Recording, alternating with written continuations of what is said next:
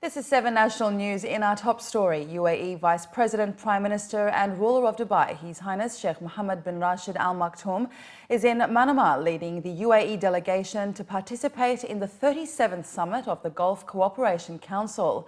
According to Emirates news agency WAM, citing a local report, His Highness Sheikh Mohammed bin Rashid Al Maktoum has spoken of tolerance and the spirit of brotherhood to bind the group. Earlier, His Highness was received by His Majesty King Hamad bin Isa Al Khalifa of Bahrain, His Royal Highness Prince Khalifa bin Salman Al Khalifa, Bahrain's Prime Minister, His Royal Highness Prince Salman bin Hamad Al Khalifa, Bahrain's Crown Prince and Deputy Supreme Commander, and other top military and senior officials. And the UAE Vice President, Prime Minister and ruler of Dubai, His Highness Sheikh Mohammed bin Rashid Al Maktoum, received British Prime Minister Theresa May while in Bahrain. The two sides discussed several issues of regional and international relevance, including terrorism and ways in which to promote security, stability and peace globally. Other issues discussed included renewable energy, tourism and banking. His Highness Sheikh Mohammed bin Rashid hailed the historic ties between the two countries. He also stressed the importance of boosting relations as both countries are keen to pursue mutual interests and objectives. The UAE is the fourth strategic trade partner of the UK, and about 1.5 million British tourists visit the country.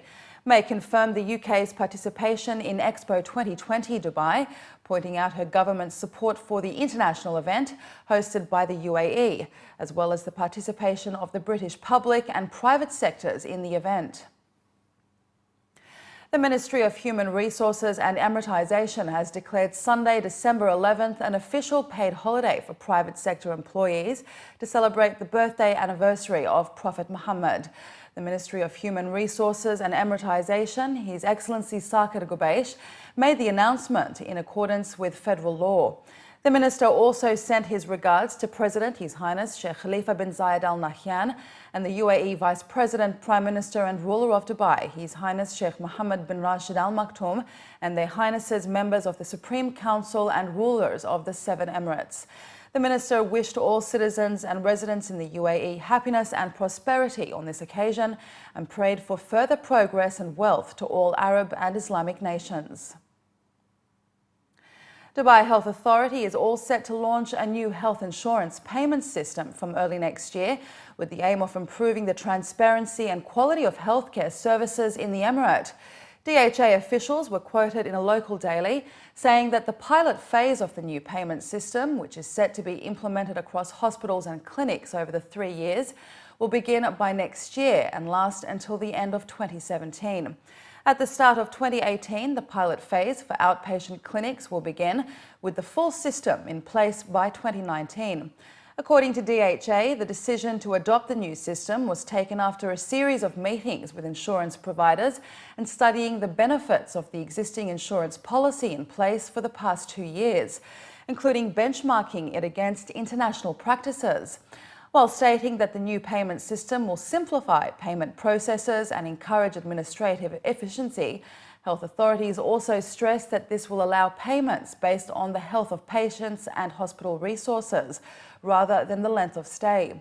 DHA officials also stated that adopting a clear pricing method allows hospitals and clinics to offer fair prices while also creating investment opportunities based on approved standards.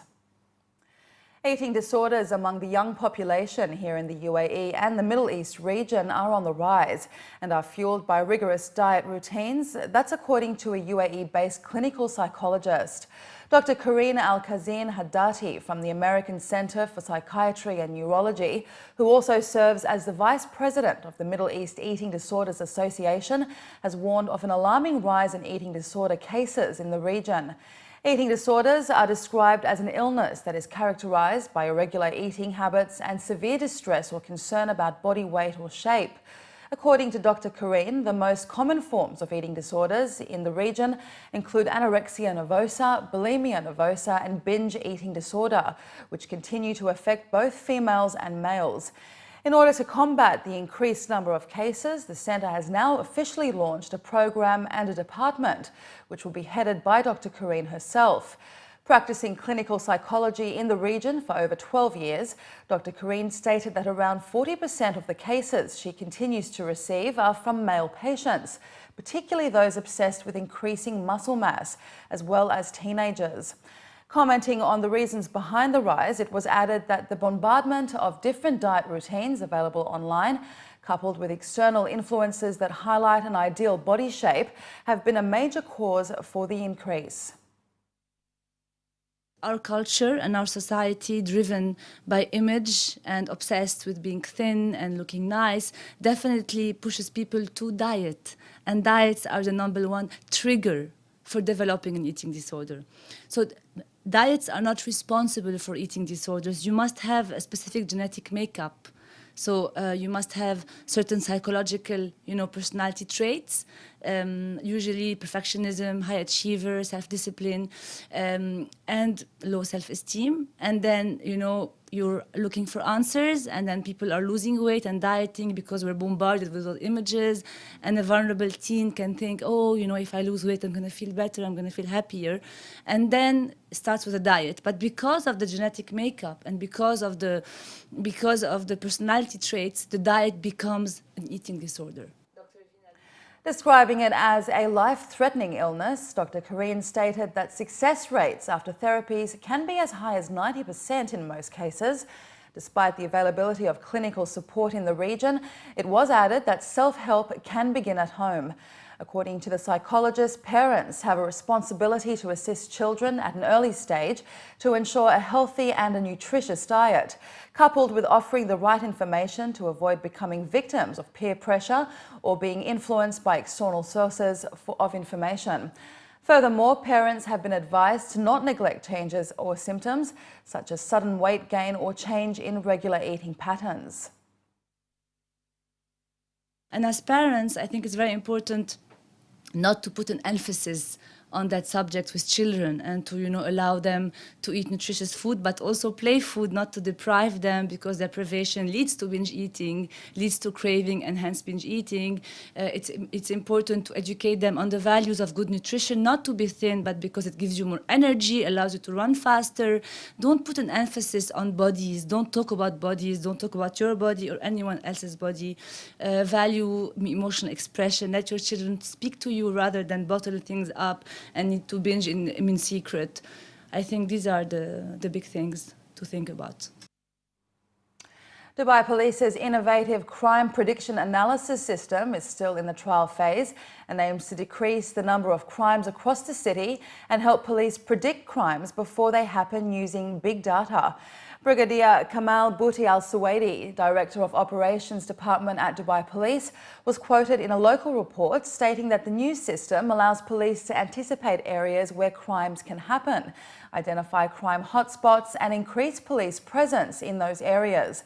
The system uses all data available to it from Dubai Police records and uses an algorithm derived from scientific researchers that span 20 years from reputable international organisations to predict, using the data, where the next crime is likely to happen. Although still in its early days, Dubai Police aim to integrate the program with other systems in future. According to Brigadier Al-Suwaidi, the system will be used for both traffic and crime predictions. The UAE's Climate Change Ministry is hoping to benefit commercially from locally grown quinoa within 5 years. Majid Sultana Al-Qasimi, the director at the Ministry of Climate Change and Environment, was quoted in local reports stating that the potential to have the crop on ground within 5 years is positive due to the country's weather conditions. In the UAE, which produces little of its own food, officials believe the crop could help the nation's food security. Both rich in nutrients and able to grow in harsh, arid climates, quinoa contains more protein than rice and wheat, and nutrients include essential amino acids, fibre, minerals and vitamins, and is sometimes referred to as a superfood. Although the ministry first began growing quinoa on home soil in 2013, the experiment produced a crop of 4.5 tonnes. Authorities claim that much work still needs to be done to educate farmers on the product who are used to growing date palms and vegetables. Finally this evening, the world's most expensive headphones, Sennheiser HE1, was launched in Dubai on Tuesday with the aim of targeting the high-end audiophile market in the Middle East region. According to organisers, Sennheiser HE1, which is the most advanced high-end headphones launched by Sennheiser, are priced at nearly $55,000, offering a unique audio experience to audiophiles around the world, while also shaping the future of audio, both in terms of technology and design. While stating that their engineers spent almost a decade working against the limits of what is technically possible, it was revealed that the electrostatic headphone system uses an innovative amplifier concept that combines to perfection the advantages of a tube amplifier with those of a transistor amplifier. Commenting on the audio quality, company representatives stated that with their new headphones, the slightest nuances of music become audible, while also offering the ultimate in reproductive precision and frequency response that extends far beyond the range of human hearing ability. Representatives added that the new headphone system uses the most innovative technology and luxury materials, combined with the highest quality craftsmanship, making it one of the best headphones in the world. Well, the product stands out by a lot of different facets. It's a multi-sensorial product, how we say. Of course, the most important is the listening experience, and the measure of that will be the goose pimples that it creates, so it's emotional impact. But at the same time, it's also great to look at. Every material has its own sense, so nothing is just by chance on that product. So there's not just one feature, it's just the entire experience. The Sennheiser HE1, which is the best sound reproduction system in the world, really caters best to the demanding taste of the Middle East customers.